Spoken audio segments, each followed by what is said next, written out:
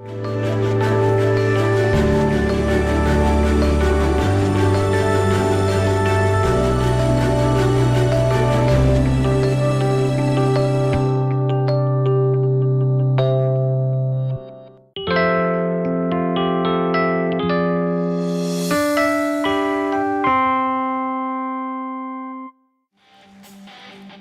우리 계속해서 박수 치면서 주님 앞에 찬양 드리며 나아갑시다.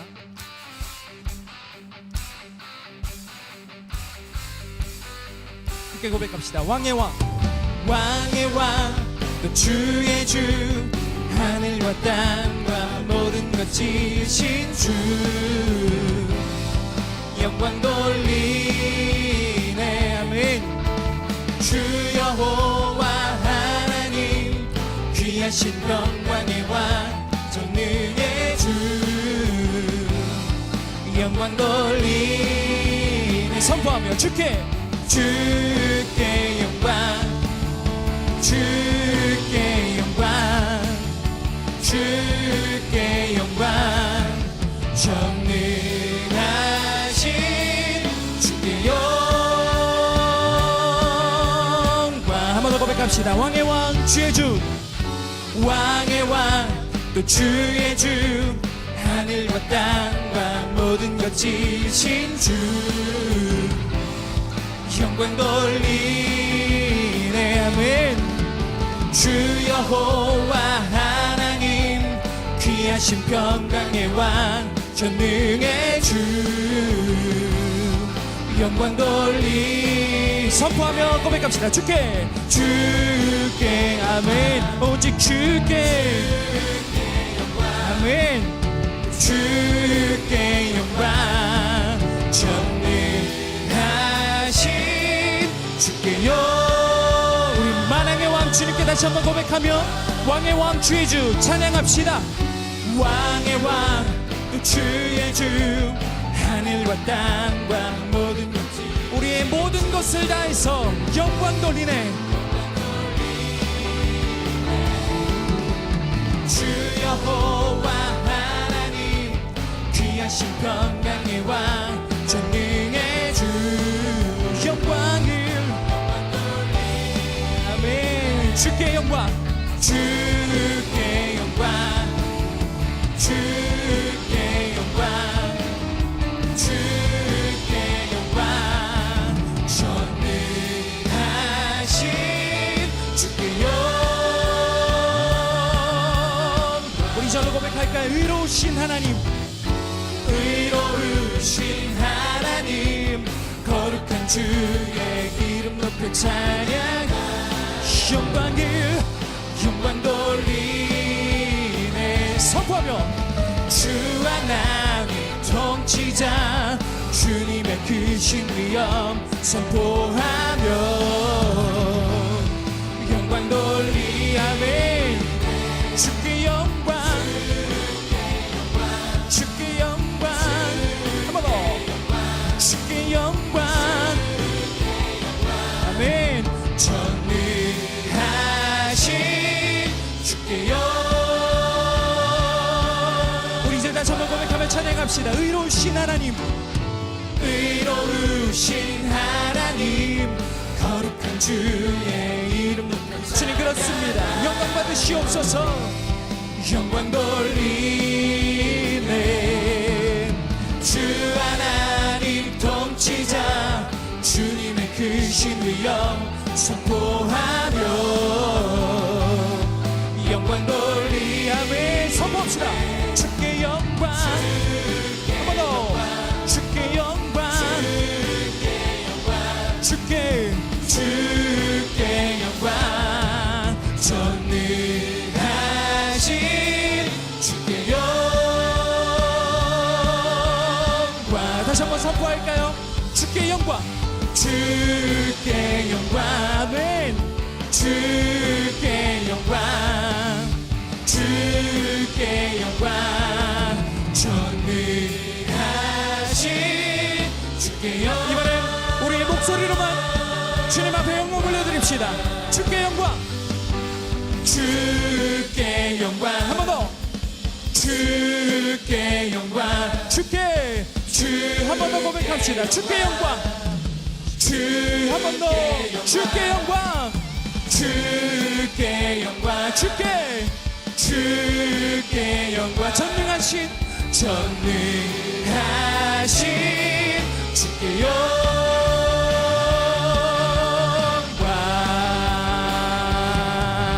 아멘. 우리 박수로 주님 앞에 영광 올려드립시다. 주님, 예배 주인은 주님 한 분뿐이십니다. 오직 주님만이 영광 받으시길 간절히 소망합니다. 우리 예배되기를 소망합니다. 아멘. 주님께서 이곳에 왕으로 임재하셔서 우리를 통치하실 것입니다. 우리가 믿음으로 그 주님의 임재를 기뻐하며 찬양합시다.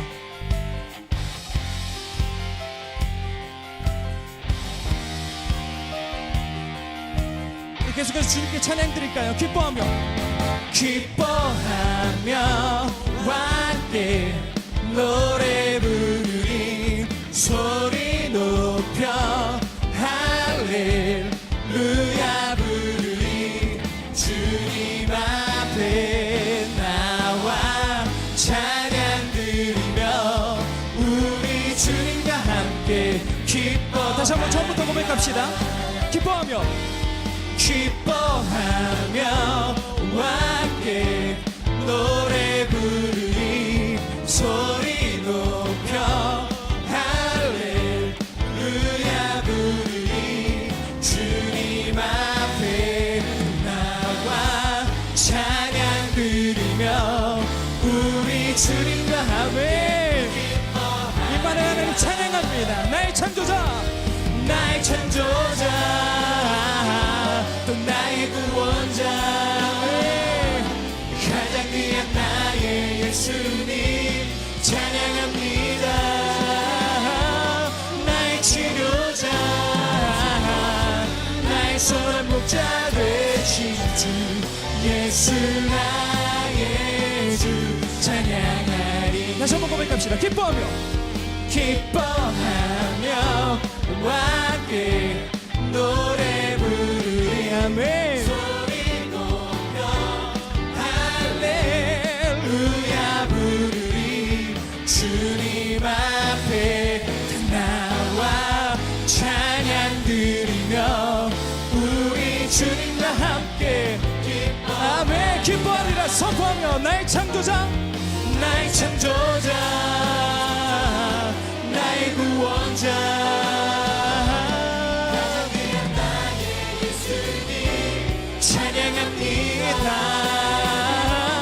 나의 치료자, 나의 선한 목자 되신 주 예수 나의 주 찬양하리. 다시 한번 고백합시다. 기뻐하며 진정으로 우리의 마음 가운데 기쁨을 주시는 주님, 주님을 찬양합니다.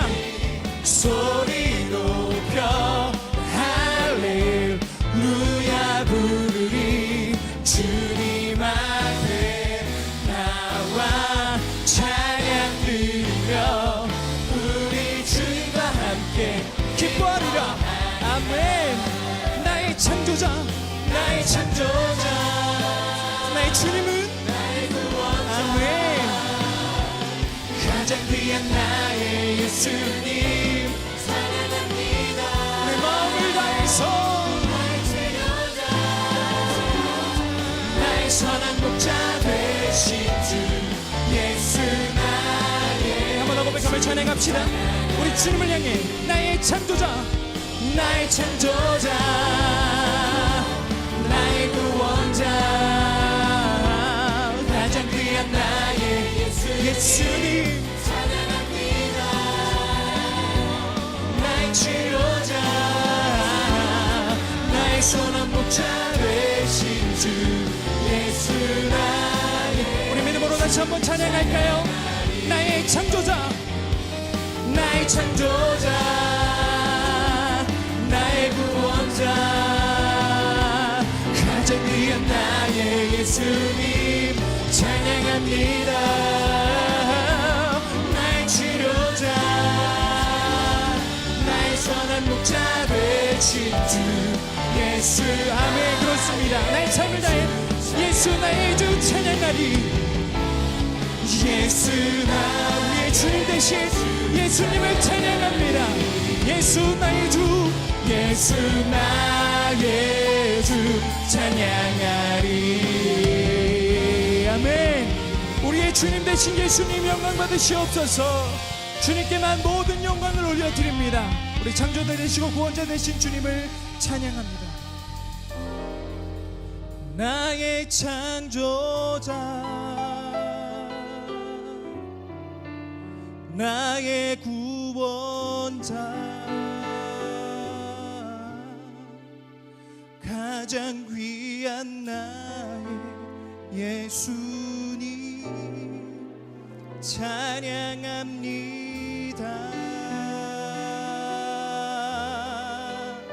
나의 치료자, 나의 선한 목자 되신 주 예수 나의 주 찬양하. 우리 마음으로 주님 앞에 고백하며 찬양합시다. 나의 창조자, 나의 창조자, 주님을 나의 구원자,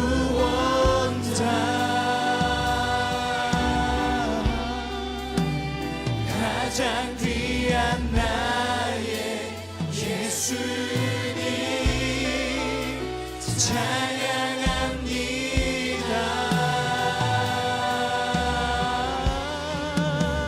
나의 치료자,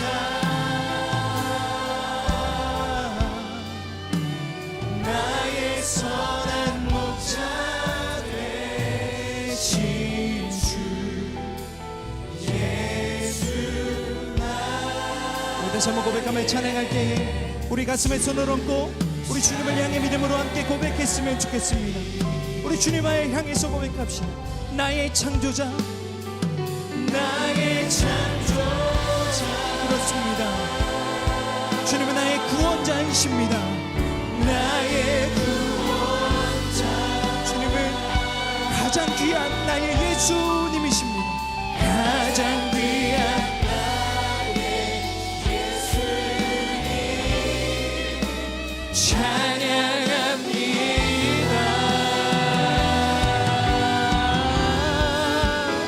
나의 치료자, 나의 선한 목자 되신 주 예수 나의 주 찬양하리.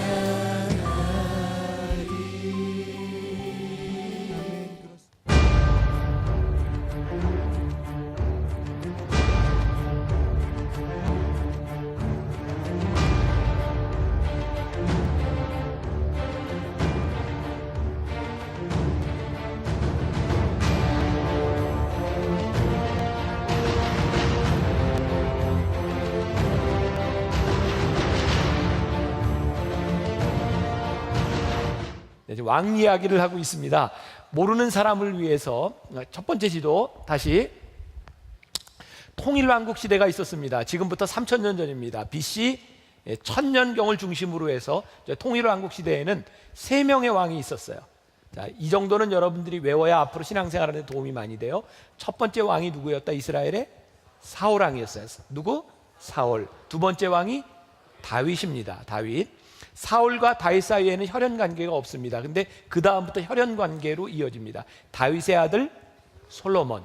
사울과 다윗과 솔로몬 저 3명의 왕 시대가 이스라엘은 유일한 통일 왕국 시대입니다. 그리고 그 이후에 나라가 갈라집니다. 갈라진 나라, 위에는 북이스라엘, 밑에는 남유다가 됩니다. 지난주에 우리들이 배웠던 왕 이름이 르호보암입니다. 오늘 배울 왕 이름이 여로보암입니다. 이름이 비슷하지만 전혀 관계없는 사람이에요. 자, 이스라엘 나라는 남유다를 통해서 정통성이 이어집니다. 다윗과 솔로몬, 그의 아들 르호보암. 여로보암은 북이스라엘의 초대 왕입니다. 여로보암을 통해서 이제 대가 이어지게 갑니다. 여러분들이 성경을 읽다가 이제 통일왕국 시대 이후에 이스라엘이라고 하는 말이 나오면 그것은 북쪽 이스라엘을 말하는 거고, 유다라는 말이 등장을 하면 그 말은 남유다를 이야기하는 겁니다. 오늘 설교를 마치고 앞으로도 10번 이상 다른 왕에 대한 이야기를 합니다. 근데 그 왕은 여러분들이 다 기억 못해요. 여러분들 마음에 들면 기억하고 마음에 들면 기억 안 해도 괜찮아요. 그런데 이 5사람은 성경을 여러분들이 보는데 중요한 단서가 되기 때문에 이 5사람 정도는 알고 있어야 아주 유익합니다. 그래서 정상희 목사님이 구약개관 성경 공부를 한다고 하는데 기회가 잘 맞물린 것 같아요. 구약을 배울 수 있는. 그리고 그 책을 쓴 사람이 굉장히 유명한 사람입니다. 아세요? 알아요? 김병삼 목사가 쓴 책이에요. 여러분들 같이 꼭 배우면 유익할 것 같아요. 자, 다시 첫 번째 왕 이름이 누구? 사울. 그 다음 다윗. 세 번째 솔로몬. 솔로몬에게서 이제 후에 나라가 갈라진다. 북쪽은 여로보암, 북이스라엘이라고 불리고 남쪽은 르호보암, 남유다. 이 여로보암, 르호보암이 자꾸 헷갈리는구나. 자, 오늘은 여로보암에 대한 이야기를 합니다. 여로보암, 북이스라엘의 첫 번째 왕이었던 여로보암 이야기입니다. 오늘 말씀의 제목은 열심히 그런데 마음대로라고 하는 제목이에요. 제가 말씀을 준비하며 읽었던 여러 책들 가운데 어떤 잡지에 이런 얘기가 있어서 정치가란 이런 정의를 내리더라고요. 오전 내내 사무실에서 골프 얘기만 하다가 오후 내내 필드에 가서 정치 얘기를 하는 사람, 정치가래요. 두 종류의 교회가 있답니다. 반짝반짝 빛 가운데로 걸어가는 교회와 빛 가운데 걸어가는 교회. 빛 가운데 걸어가는 교회. 왕에 대한 이야기를 하면서 제가 계속해서 이런 질문을 던집니다. 누가 왕인가? 우리는 누구인가? Radical faith에 대한 문제, 우리의 아주 본질적인 신앙에 대한 문제. 우리의 왕은 누구인가? 그런데 우리들이 왕을 선택하는 것은 운명적이지 않습니다. 여러분들에게 주어진 일입니다. 그래서 신앙은 계속해서 우리들에게 결단을 묻고 있는 거예요. 운명론이 아니다. 여로보암을 보면서 그런 생각을 합니다. 그는 이스라엘의 역사 속에 아주 좋지 않은 이름으로 늘 거론이 됩니다. 여러분들이 앞으로 성경을 읽을 때 제가 여러분들 가능하면 이 말씀을 듣는 중에 사무엘 상하와 열왕기 상하와 역대기 상하를 읽으면 신앙에 무척 도움이 될 것이다 라고 말을 했는데도 끝까지 안 읽는 사람은 나도 어쩔 수가 없어요. 근데 한 번쯤 이 정도, 내가 오늘 4번째 얘기하는 건데 이쯤 얘기했으면 한 번쯤 나 같으면 해보겠다. 읽어보세요. 여로보암은 계속해서 여로보암 이후에 여로보암의 우상 숭배와 여로보암의 죄를 따라라고 하는 말이 나옵니다. 아주 나쁜 왕의 대명사처럼 불리게 됩니다. 그가 나쁜 왕으로 기억되는 것은 사실은 누구에 대한 문제가 아니라 그의 운명에 대한 문제가 아니라 그의 선택에 대한 문제였습니다. 이 선택을 이야기할 때 제가 말씀을 준비하다 떠오른 인물이 누구냐면 빌라도였어요. 빌라도. 본디오 빌라도 아세요? 혹시 여러분 사도신경을 아시나요? 아무튼 기독교 2000년 역사 가운데 제일 욕먹은 사람 본디오 빌라도입니다. 본디오 빌라도에게 고난을 받으사 십자가에 못 박혀 죽으시고 저놈의 빌라도. 우리는 그런 생각합니다. 빌라도가 정말 그렇게 욕먹어야 될 사람입니까? 아니, 하나님께서 우리 인간을 구원하시기로 작정하셨고 예수님이 십자가에 달려 돌아가시기로 했다면 빌라도는 자기의 역할을 한 거 아니겠습니까? 그렇게 이야기하는 사람들이 있어요. 그러면서 이렇게 얘기합니다. 사실 하나님의 역사 가운데 우리들이 해야 되는 역할들이 주어져 있다면, 누군가 해야 될 일이라면 그 빌라도가 그렇게 안 했으면 누군가 해야 됐을 것 아닙니까? 저는 분명히 이렇게 믿습니다. 하나님이 계획하신 역사는 도도하게 흘러갑니다. 하나님의 역사는 이루어집니다. 그런데 하나님이 역사를 시작하시고 이루어지는 이 가운데 일어나는 모든 일들에 대해서는 운명론적이지 않습니다. 하나님의 역사는 흘러가지만 이 안에 일어나는 모든 일은 우리들의 선택에 대한 문제입니다. 빌라도가 그렇게 하지 않았으면 누군가가 했을 겁니다. 누군가를 통해서 예수님이 십자가에 못 박히게 되셨을 겁니다. 그러나 빌라도는 자기의 선택에 대한 문제였어요. 신앙은요, 누군가를 묻는 것이 아니라 나에 대한 물음을 묻는 겁니다. 하나님은 누군가의 이야기를 하고 있는 것이 아니라 여러분들 한 사람 한 사람에게 인격적으로 묻고 계신 거예요. 그럼 여로보암, 그는 하나님이 부르셔서 왕이 됐습니다. 자, 솔로몬에 대한 이야기를 잘 아는 솔로몬은 제일 지혜로운 사람이고 통일 왕국 시대에도 가장 부를 누렸던 왕입니다. 그는 1000명이 넘는 처와 첩을 거느렸습니다. 그래서 그에게는 그 이방 여인들이 가지고 왔던 모든 신을 위한 산당을 만들어 놓습니다. 가장 타락하죠. 하나님이 솔로몬을 버리셔야 되는데 버리시지 않습니다. 왜냐하면 그의 아버지 다윗의 믿음과 약속을 보시고 이스라엘을 살려주세요. 그 방법 중에 하나가 북이스라엘과 남유다를 나누는 것이었습니다. 솔로몬이 죽고 난 다음에 그의 아들 누구? 르호보암. 자, 우리 메모리 합시다. 자, 솔로몬의 아들 누구? 르호보암이 유다의 왕이 되었는데 여로보암과 10지파의 대표들이 르호보암에게 찾아와서 이야기합니다.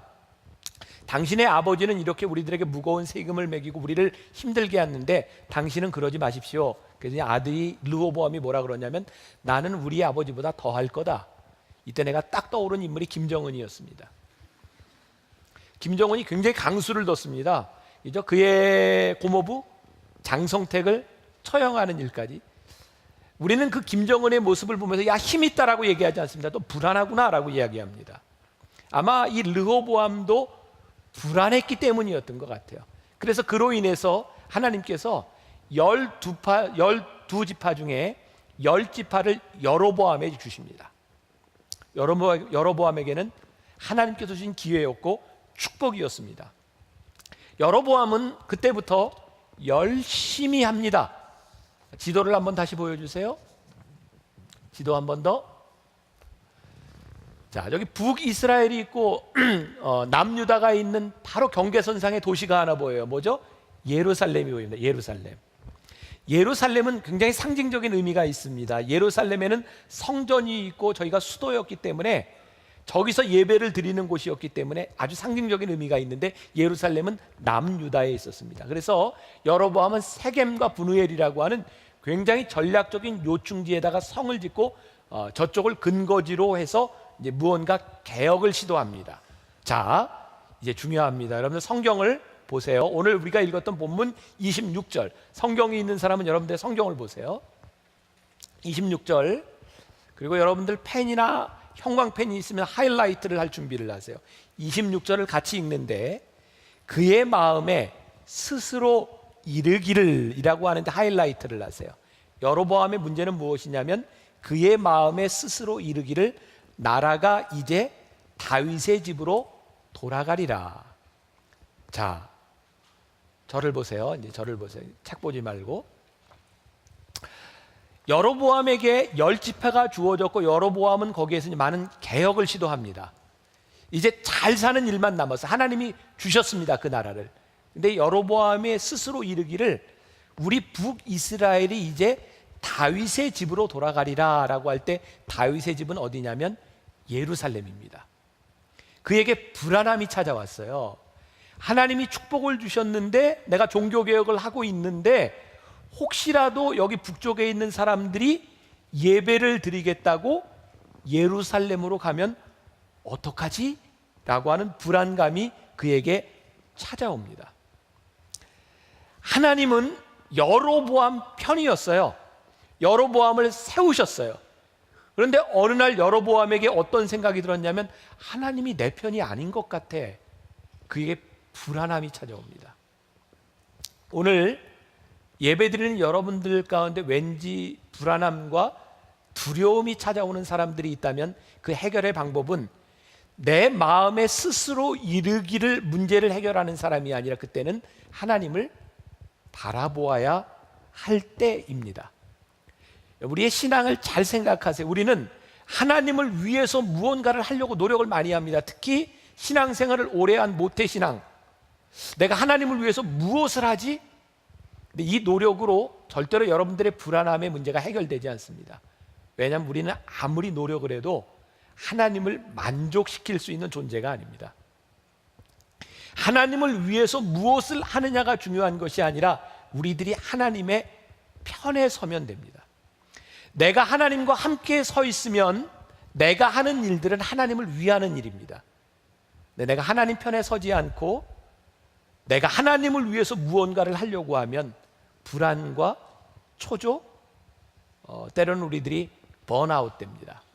여로보암에 대한 문제가 무엇이냐면 하나님이 그를 세우셨는데 그가 스스로 이르기를 이 나라를 내가 잘 유지하기 위해서 내가 무엇을 하지? 그는 스스로 이제 죄를 짓기 시작합니다.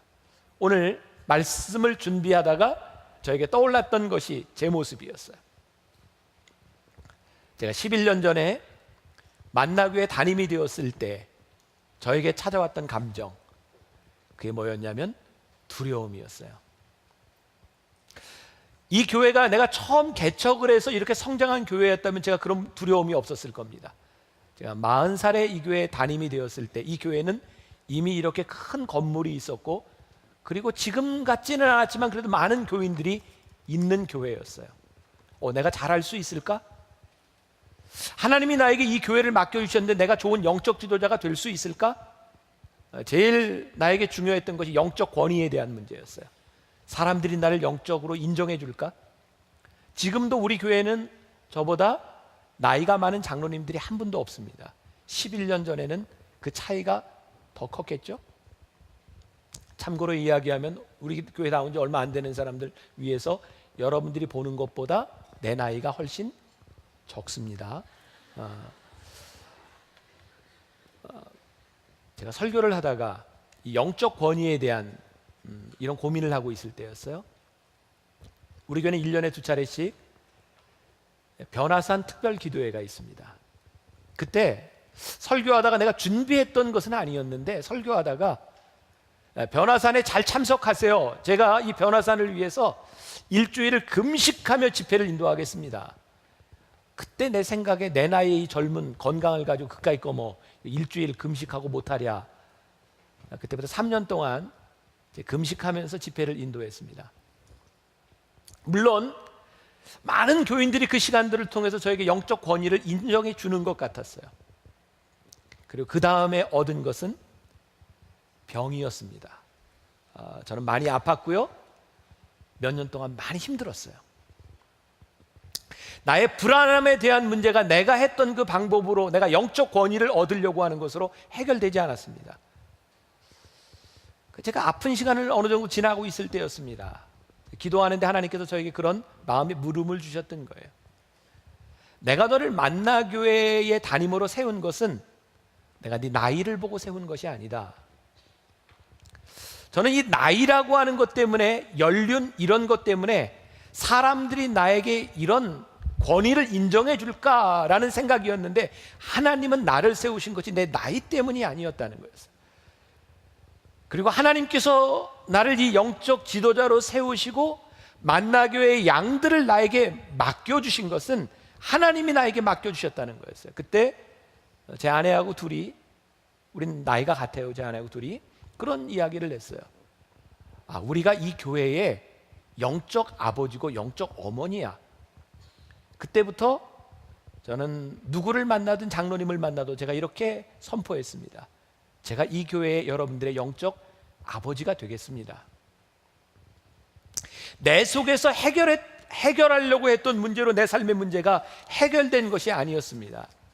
나를 부르신 하나님 앞에, 그 부르심 앞에 내가 하나님을 바라보기 시작할 때 내 안에 있었던 나이라고 하는 이 불안함이, 그것이 불안함이 아니라는 것을 깨닫게 되었어요. 그리고 제가 깨닫게 되었습니다. 나의 열심은 나를 무척 탈진하게 만드는 일이구나. 오해하지 마세요. 여러분들이 열심히 살지 말라는 말이 아닙니다. 열심히 살되 여러분들이 올바른 방향의 열심을 살아야 된다는 말입니다. 여로보암은요, 단순히 죄를 지은 것이 아니라 그는 열심히 나라를 위해서 무언가를 한다고 생각했는데 그것이 죄가 되었다는 거예요. 자, 여러분들 성경 본문으로 돌아갑니다. 30절, 역시 거기에 하이라이트, 줄을 글 준비를 하세요. 이 일이 죄가 되었으니 라는 말입니다. 그 다음부터 30절, 31절, 32절에 나오는 말은 이 일이 어떤 일인지를 보여주는 겁니다. 이 일이 죄가 되었으니 뭐냐면 이는 백성들이 단까지 가서, 단이라고 하는 말은 이스라엘, 북이스라엘 중에 제일 북쪽에 있는 도시 이름이 단입니다. 단까지 가서 그 하나에게 경배함이더라. 그가 또 산당들을 짓고 레위 자손 아닌 보통 사람으로 제사장을 삼고 여덟째 달 곧 그 달 15째 날로 절기를 정하여 유다의 절기와 비슷하게 하고 제단에 올라가되 베델에서와 그와 같이 행하여 그가 만든 송아지에게 제사를 드렸으며 그가 지은 산당의 제사장을 베델에서 세웠더라. 자, 제가 이제 이거 설명을 하는데 조금 어려운 이야기가 될 수도 있으니까 정신을 잘 차려야 합니다. 이 일이 죄가 되었으니라고 했는데 그 첫 번째가 뭐냐면 베델과 단에 금송아지를 세운 것이다. 자, 저를 봐야 됩니다. 다른 거 볼 거 없어요. 굉장히 중요한 얘기이기 때문에. 금송아지는 뭘까요? 다른 신일까요? 하나님의 형상일까요? 하나님의 형상이에요. 하나님의 형상. 여로보암이 두려웠습니다. 뭐가 두려웠냐면 사람들이 이제 자꾸 예배를 드리러 예루살렘으로 갈까 봐 겁이 났어요. 왜? 예루살렘에 누가 계시다고 생각했어요? 하나님이 계시다고 생각해요. 하나님이 계시다. 그래서 사람들이 하나님을 찾아 예루살렘으로 갈 것이다 라고 생각했어요. 여기 굉장히 큰 잘못입니다. 하나님은 성전 안에 계신 분이 아닙니다. 하나님은 무소부재하신 분이세요. 그래서 하나님은 이스라엘 백성들이 성전을 짓는 것을 그렇게 잘 허락하시지 않았습니다. 왜냐하면 이스라엘 백성들이 하나님을 성전에 계시다라고 생각하고 성전에서만 예배할까 봐. 하나님은 하나님의 형상을 만드는 것을 원치 않으십니다. 근데 사람들은 눈에 보이지 않으면 불안해합니다. 지금 이 여로보암과 북이스라엘 사람들이 이방신을 만들어 놓은 것이 아니라 하나님의 형상을 귀하게 금을 가지고 그들이 볼 수 있는 송아지의 형상으로 만들어 놓고 이게 하나님이다라고 경배했습니다. 그들은 다른 짓을 한 것이 아니라 하나님의 형상을 만들어 놓고 하나님을 예배했습니다. 그게 죄입니다. 어렵지만 중요한 얘기예요. 하나님이 왜 형상을 만들어 놓지 말라고 했을까? 그게 신앙의 본질적인 것하고 틀리기 때문입니다. 사람들이 왜 우상을 만들려고 하냐면 우상이 있으면 우상을 신이라고 생각하면 우상이 있는 곳에서만 내가 잘하면 돼요. 우상이 없는 곳에서는 내 맘대로입니다. 그래서 삶이 이중적이 돼요. 여러분들이 만일 오늘 이 예배를 나온 것이 오늘 이 예배 가운데 하나님이 계시다라고 믿었기 때문에 여러분들이 나왔다면 똑같이 여러분들은 우상 숭배를 하는 겁니다. 예배는 하나님이 여기에만 계시기 때문에 여러분들이 예배하는 것이 아닙니다. 우상을 만드는 것과 똑같이 사람들이 교회를 지을 수 있습니다. 마치 교회의 규모만큼 교회를 아름답게 하면 하나님이 권위 있는 것처럼 느껴진다면 교회는 우상입니다. 우리 교회가 좋은 영상 시스템과 음향 시스템과 이런 예배의 환경을 가지고 여러분들과 예배를 드립니다. 이것은 하나님 때문이 아닙니다. 예배는 일주일 동안 하나님을 예배하며 살았던 사람들이 모여서 우리의 믿음을 고백하는 회중이 교회입니다. 교회에 대해서 이해가 되셨어요? 여기에만 하나님이 계시기 때문에 우리들이 모여서 예배하는 것이 아니라 하나님을 믿는 사람들이 믿음을 고백하는 회중. 그래서 이 시스템과 이런 장비들은 하나님을 위하여 만든 것이 아니라 우리들이 하나님을 믿는 회중으로서 믿음의 고백을 잘 하기 위해서 만든 것이 눈에 보이는 장비들이에요. 저는 제가 설교를 하는 이유는 제가 하나님을 대신해서 무슨 대언하는 그런 역할이 아니라 이 말씀을 통하여 여러분들이 하나님을 같이 고백할 수 있도록 하나님이 나를 사용하시는 겁니다. 여러분들이 교회를 우상적으로 생각하면 설교하고 있는 목사를 우상적으로 생각해요. 저는 여러분들과 다른 것이 아무것도 없습니다. 여러분들은 저를 절대로 믿으면 안 됩니다. 절대로 믿지 마세요. 제가 늘 이야기하죠. 목사님들 믿지 말라고. 교회는 오직 하나님만을 믿는 곳입니다. 제가 지난 주간에 연예인들 집회 가서 인도하고 왔거든요. 우리 교회 있는 연예인들하고 같이 가서 예배를 인도하는데 제가 그 얘기했어요. 여러분, 나를 너무 좋아하는 것 같은데 나 좋아하지 말라고. 나 좋아하면 틀림없이 실망한다고. 근데 끝나고 났더니 한 개그우먼이 나에게 카톡을 보냈더라고요. 목사님 좋아하지 말라 그랬는데 그래도 목사님 좋아해. 그리고 이렇게 했어요. 뭐 좋아하는 것까지는 괜찮아요. 근데 절대 믿지 마세요. 사람은 믿음의 대상이 아닙니다. 우리들이 우상을 만들지 말라고 하는 것은 여러분들이 예배를 드리는데 그 어떤 것도 우상의 대상이 될 수 없다는 거예요. 왜? 그 사람이 우상으로 보이면 그 사람 앞에서는 잘하는데 보이지 않는 곳에서 잘못합니다. 여러분들이 사람을 믿으면 그 사람 앞에서는 신앙인이 되는데 그 사람을 벗어나면 신앙인 되지 않습니다. 아주 중요한 얘기 제가 지금 하고 있어요. 여러분 10계명을 다 아시나요? 1계명부터 10계명까지. 자, 1계명 복, 2계명, 3계명, 4계명. 여러분들에게 너무 좀 스트레스를 주죠? 구약 개관을 공부하면 이것도 배웁니다. 제가 구약 개관에도 이런 거 써놨나 모르겠어요. 10계명이 간단합니다. 신우이, 안부, 살간도, 증탐. 나 외에 다른 신을 두지 말라, 우상을 만들지 말라, 내 이름을 망령되이 일컫지 말라, 안식일을 거룩히 지키라, 신우이, 안부, 내 부모를 공경하라, 살인하지 말라, 간음하지 말라, 도적질하지 말라, 거짓 증거하지 말라, 남의 것을 탐내지 말라. 간단하죠? 쉽죠? 신우이, 안부, 살간도, 증탐. 근데 이 10계명 말고 여러분들 새로 나온 11계명 아세요? 그것까진 많이 알던데 11계명은 죄를 짓더라도 들키지 말라. 12계명 새로 나온 것 같아요. 나 처음 들어봤어요. 들키더라도 같은 교회 교인에게는 들키지 말라. 왜 이런 이야기들이 나올까요? 이게 우상 숭배라는 거예요. 내가 들키지 않으면 되는 거예요. 내가 아는 사람에게 안 들키면 되는 거예요. 들키더라도. 왜? 하나님을 잘못 이해하고 있다는 거예요. 하나님은 우리의 삶에 동행하기를 원하세요. 그래서 우상 숭배하지 말라고 했는데 여로보암은 그 불안함으로 인해서 무소부재하시는 하나님이 아니라 그의 불안함으로 인해서 우상을 만듭니다. 여로보암은 또 산당을 지었다라고 되어 있어요.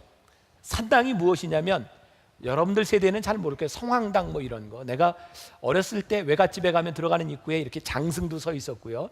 시골에 가면 늘 이상한 모양의 나무에는 뭐 여지없이 사람들이 뭐 꽂아놓고 절합니다. 아주 이상한 모양의 돌에도 여지없이 뭐 촛불 켜놓고 절합니다. 사람들은 아주 이상한 것을 보면 절하고 여기에 신이 있다고 생각합니다. 우상 숭배가 뭐냐면 거기에 신이 있으면 내가 편한 거예요. 왜? 거기 가서 빌면 되거든요. 여러분들이 신앙생활을 하면서 뭘 잘못하고 있는지 아세요? 지금 무슨 죄를 짓고 있는지 아세요? 교회에 가서 예배하면 되고 교회 가서 문제를 해결하면 되는 거예요. 근데 교회 밖을 나오면 하나님이 안 계신 거예요. 그래서 쉽게 죄를 짓습니다. 잘못된 신앙 때문에 죄를 짓는 겁니다. 그래서 하나님이 우상을 만들지 말라. 나는 너의 삶의 모든 순간에 너와 함께하는 하나님이다. 또 이 여로보암이 지었던 죄가 무엇이냐면 유사 종교로 하나님을 믿는 이 신앙을 전락시켰다는 거예요. 단과 베델에 비슷한 제사장을 세워서 레위인을 대시해서 제사 지내게 합니다. 나름대로 예루살렘에서 지내는 절기와 비슷한 절기를 만들어서 거기에서 절기를 지키도록 합니다. 대리만족을 느끼도록 한 거예요. 예루살렘에 가지 않아도 너희들이 여기에서 만족할 수 있다. 만족을 주려고 한 거예요. 유사 종교를 다른 말로 하면 뭔지 아세요? 사입입니다. 사입이. 유사 종교는 사입입니다. 사입의 특징이 뭐냐면 사입의 모든 특징은 그 종교를 통해서 자기를 만족하려고 한다는 거예요. 여러분들 시대에는 잘 기억하지 못하는 우리 윗세대에 기억하는 우리나라 아주 큰 이단 중에 하나가 전도관이라고 해요. 전도관. 이 박태선이라고 하는 교주가 처음부터 교주가 아니었고 하나님을 믿는 사람으로 시작해서 신유의 역사가 일어났어요. 그래서 옛날 한강 백사장에서 수만 명의 사람이 모였고 거기에서 막 병자들을 낫게 했습니다. 근데 거기에 모인 사람들의 목적이 뭐냐면 병 낫는 겁니다. 그래서 병 낫는 걸로 모여서 이제 박대선이는 교주가 되기 시작했고 병을 낫는 물도 팔기 시작했고 신앙촌이 만들어지고 이단이 됩니다. 병을 나면 모든 문제가 해결된다고 생각하는 겁니다. 그 이단입니다. 하나님은 여러분들을 병을 낫도록 부르신 분이 아닙니다. 병이 나으면 여러분들이 무엇을 할 것이냐? 네가 병이 낫지 않는다고 해도 네가 믿음을 지킬 수 있느냐? 구원파가 왜 사입인지 아세요? 그들의 신앙이 구원을 받으면 내 문제가 모두 해결된다는 데 집중되어 있다는 거예요. 그래서 구원을 받고 나면 아무것도 생각하지 않습니다. 아니, 하나님의 관심은 우리가 구원받는 것 중요한데 우리들이 구원받은 자로 살아가는 겁니다. 내가 구원을 받았으면 하나님의 뜻에 합당한 삶을 살아가는 겁니다. 자기 문제가 해결되면 끝이다라고 생각하는 것이 유사 종교입니다. 여러분들이 오늘 이 예배당에 와서 우상을 숭배할 수 있다고 하는 것은 여러분들이 얼마든지 여러분들의 문제를 가지고 올 수 있어요. 취업의 문제, 장래의 문제, 결혼에 대한 문제, 여러분 질병에 대한 문제, 그것들을 여러분들이 모두 가지고 올 수 있지만 여러분들이 그 문제에만 집중하며 이 문제만 해결되면 된다라고 생각하는 그 순간에 여로보암이 지었던 똑같은 죄를 짓습니다. 하나님이 우리들에게 원하시는 것은 내가 원하는 것을 얻었냐가 아니라 내가 그것을 얻었든 못 얻었든 내가 말씀대로 옳은 길을 살아가고 있느냐를 우리들에게 물으시기 때문이에요. 이 비슷한 것이라고 하는 이 말씀을 메시지 성경을 쓴 유진 피터스는 이렇게 표현했더라고요.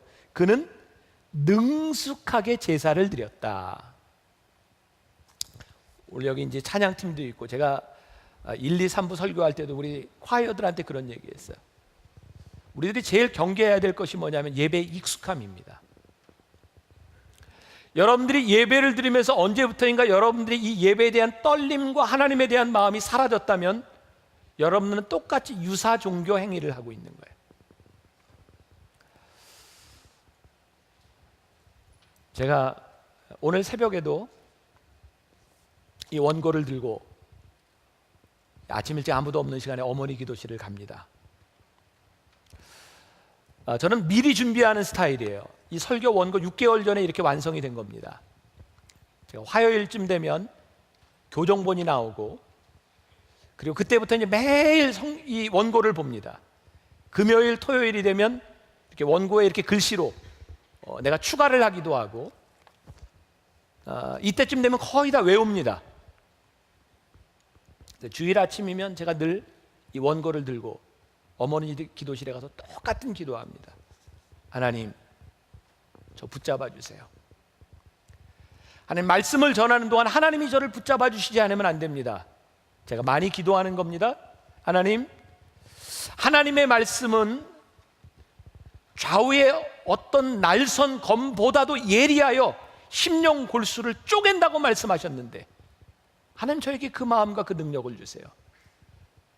그리고 제가 하나님께 기도하는 것 중에 하나, 언젠가 제가 말씀을 전할 때에 이 말씀을 전하는 것이 떨리지 않는다면 하나님, 저 내려올 수 있게 해주세요. 하나님 앞에 제가 말씀을 들고 설 때마다 가지는 그 떨림이 사실은 저의 예배라고 생각해요. 오늘 여러분들이 여기에 와서 예배드리는 여러분들의 익숙함, 하나님이 그것을 능숙함을 받으시는 것이 아니라 여러분들의 설레는 마음을 하나님이 받으세요.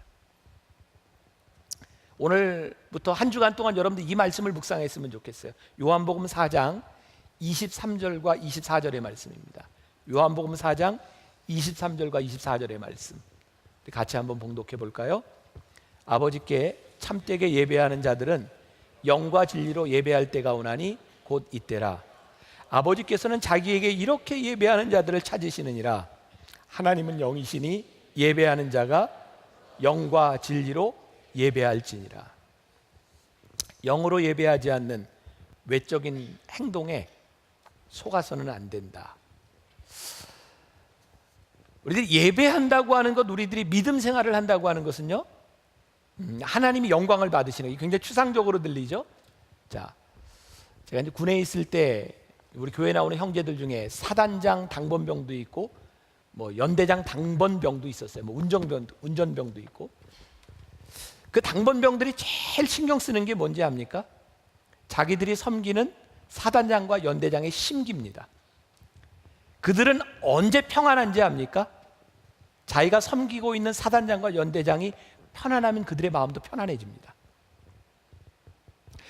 여러분, 이게 좋은 적절한 예일지 모르겠어요. 우리가 하나님을 섬긴다고 말을 합니다. 하나님께 영광을 돌린다고 말을 합니다. 그럼 우리의 마음이 언제 편안해질까요? 하나님이 영광을 받으시고 하나님이 기뻐하실 때입니다. 근데 우리는 자꾸 내 만족을 추구합니다. 여러분, 믿음은, 여러분들의 신앙은 여러분들의 만족이 채워진다고 절대로 평안함이 찾아오지 않습니다. 여러분들이 하나님을 평안하게, 하나님이 기쁘시게, 하나님이 영광을 받으시게 살 때 여러분들에게 찾아오는 것이 평안함입니다. 그래서 요한복음 14장에서 이렇게 말씀하잖아요. 내가 너희에게 주는 평안은 세상이 주는 것과 같지 않다는 거예요. 세상이 알 수도 없는 평안. 세상은 우리들이 만족하면 평안하다고 생각하는데 하나님께서 우리들에게 주는 평안은 세상이 주는 것과 같지 아니합니다. 여러분들이 하나님을 기쁘시게, 여러분 예배자로 살면 여러분들에게 평안이 찾아와요. 제가 결혼 생활 26년 해오면서 깨달은 게 있어요. 저는 여자들을 무척 좋아하고 존경하고 무서워해요. 제가 26년 결혼 생활하면서 깨달은 겁니다. 늘 내 아내를 편안하게 해야 된다. 아내를 불편하게 하면, 지금은 우리 애들이 다 컸지만 예전에 아내를 불편하게 하면 우리 아내가 애들을 잡아요. 애들을 잡으면 가정이 불편해요. 깨닫게 된 게 있어요. 여자의 마음을 편하게 하면 내가 편한 거구나. 남자들이요, 잘 들어요.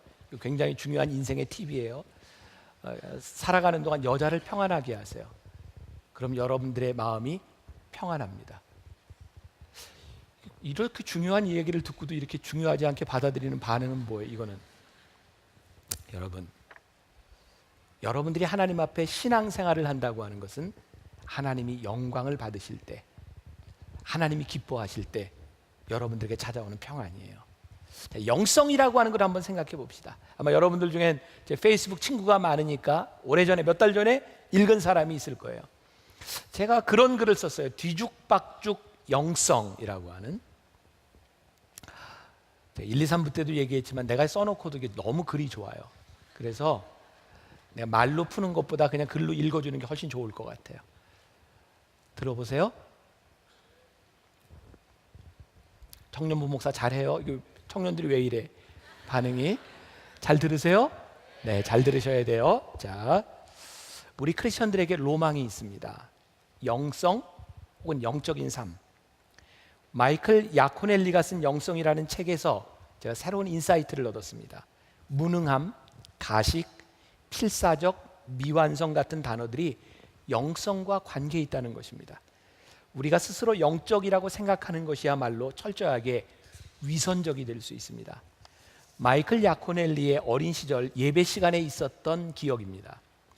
지적 장애를 가진 아이가 예배 시간에 성경 봉독을 위해 앞으로 나갔을 때, 다른 사람보다 몇 배의 시간을 들여 열심히 성경을 읽었을 때, 다행스러운 것은 지적 장애를 가진 소녀가 회중들의 지교화하는 모습과 경멸하는 얼굴을 눈치채지 못했다는 거죠. 예배를 마치고 그 교회 담임 목사님은 교회 대표들에게 불려나갔습니다. 어떻게 저런 아이가 성경을 읽을 수 있습니까? 예배는 저런 아이가 성경을 읽는 것이 아니라고요. 조심하세요. 이때 제가 이런 질문을 했습니다. 필사적으로 성경을 읽으려는 아이의 모습, 그 성경을 읽는 만족감에 영성이 있는 것인지, 영적인 예배를 위해 떠듬거리는 아이를 경멸하며 바라보는 지적인 사람들에게 영성이 있는 것인지. 이 글을 쓰는 저는 자격이 없습니다. 저는 정돈되지 않은 예배를 참아내지 못하는 사람입니다. 물론 하나님 앞에 우리들이 노력하려고 최선을 다해야 하지만 그렇게 하려고 해도 하지 못하는 사람들의 영성을 제가 보지 못하는 것, 같기 때문입니다. 우리 예배 시간에는 장애인들이 몇 명 있습니다. 휠체어를 타고 와서 누군가에게 방해가 될지 모르지만 그 불편함 속에 있는 영성을 보아야 합니다. 예배 시간에 아이를 데리고 들어와야만 하는 엄마의 간절함에도 영성이 있지 않을까요? 교회가 커져가면서 제일 많이 하는 말은 질서, 정돈, 정숙, 거룩 이런 말들입니다. 그런데 이런 말들로 보이지 않는 영성을 우리가 덮어버리는 것은 아닌지, 왠지 정돈된 영성이 아닌 뒤죽박죽 뒤엉킨 영성 가운데 주님이 함께 하시는 모습이 보이는 듯합니다. 잘 아는 이야기를 하나 소개합니다. 어린아이가 시장에 갔다 강아지를 보고는 집에 와 엄마에게 조릅니다. 엄마, 강아지 사주세요. 안 돼. 강아지를 사주는 것은 좋은데 누가 돌보고 키울 건데. 엄마, 약속해요. 제가 할게요. 아이는 엄마에게 돈을 받아 강아지를 사러 갔습니다. 우리 안에 4마리의 강아지가 있었고 아이는 유심히 살피다 그 중에 다리를 저는 강아지를 골랐습니다. 주인 아저씨가 아이에게 말합니다. 그 강아지는 잘 걷지도 못하고 놀지도 못해. 다른 강아지를 골라. 하지만 아이는 단호하게 말합니다. 저 구석에 있는 강아지를 살 거예요. 선택받을 수 있는 자격을 박탈당한 강아지의 결함이 아이로 하여금 그 강아지를 선택할 수밖에 없도록 만들었습니다. 그냥 이 이야기가 뒤죽박죽 영성이 생각났습니다. 너무나 당연하고 정돈된 삶의 선택이 아닌 정상을 벗어난 곳에서 말이죠. 제가 오늘 여러분들에게 이 영성에 대한 이야기를 하며 그런 말씀을 드리고 싶어요.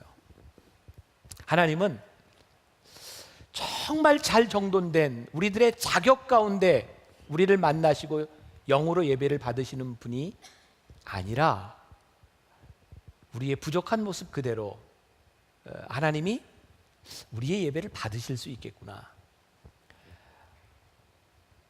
제가 이 글을 썼을 때 어떤 분이 댓글을 아주 길게 달았습니다. 우리 만나교회 성도 중에 한 분인데 아이를 데리고 지방에 가서 예배를 드리게 되었답니다. 그 지방에서 제일 큰 교회를 찾아가게 되었고 정말 이런 표현이 있죠. 예배가 고프다. 예배에 대한 목마름으로 그 아이를 데리고 예배당에 들어가 있는데 어떤 권사님이 오더니 이 아이 데리고 본당에 들어오면 안 돼요. 목사님 설교 녹화하는데 아이 울면 큰일 나요. 이 설교가 방송으로 녹화되고 있습니다. 그래서 쫓겨나와서 로비에서 예배를 드리며 그런 생각을 하게 되었습니다. 도대체 주일 예배를 드리는 건지 방송을 위한 행사를 하는 건지. 목사님, 우리는 연예인이 아니잖아요. 우리는 예배자잖아요. 제가 지금 만나교회에서 우리 장로님들에게 그런 얘기를 참 많이 듣습니다. 목사님, 예배의 질서를 좀 잡아주세요. 그 중에 하나가 예배 일찍 오는 것과 아이들이 예배당에 들어오지 않는 것과 예배 시간에 이렇게 먹을 것 가지고 들어오지 않는 것, 이것 좀 꼭 지키게 해주세요. 저에게 떠오른 생각입니다. 우리들에게 신앙의 연조가 올라가서 하나님 앞에 예의를 차릴 때가 되면 우리들이 하지 말라 그래도 하겠지만 아직 그것이 무엇인지 모르는 사람들에게 그들의 갈급함, 그들의 마음이 있는데 이거 가지고 들어오지 마세요라고 해서 마음이 상하면 하나님 손해지 않을까요? 예배 시간에 들어와서 예배 드리는 아이가 조금 울고 시끄럽게 했을 때 예배가 방해가 되기는 하지만 그것 때문에 들어올 수 없는 아이와 들어올 수 없는 엄마가 예배에 상처를 받고 하나님을 떠난다면 그 하나님이 원하시는 일이 아니지 않을까요? 영성이라고 하는 것이 정말 질서와 정돈 여기에 있는 것일까요? 아니면 우리의 마음 가운데 있는 것일까요? 저는 여러분들에게 한 번도 이렇게 커피 이런 거 가져오지 말라 이런 얘기 안 합니다. 왜냐하면 때가 되면 여러분들이 안 하게 될 것입니다. 이게 더 나쁜가? 저는 진짜 이런 마음 가져요. 예배에 방해된다고 한 소자를 가슴 아프게 하는 것, 하나님이 기뻐하시는 일이 아니겠다. 저는 우리 교회 예배가 이렇게 되면 또 어떤 이야기가 나올지 모르지만 조금 어수선하는 것도 괜찮겠다. 시끄럽게 우리들 예배 드리는 우리의 모습 가운데 영성이 드러났으면 좋겠다. 조금 참아주고 인내해주고 함께 예배 드리는 공동체, 그게 정말 하나님이 바라시는 예배와 공동체의 모습은 아닐까. 한 주간 여러분들의 영성을 묵상하며 한번 점검하십시오.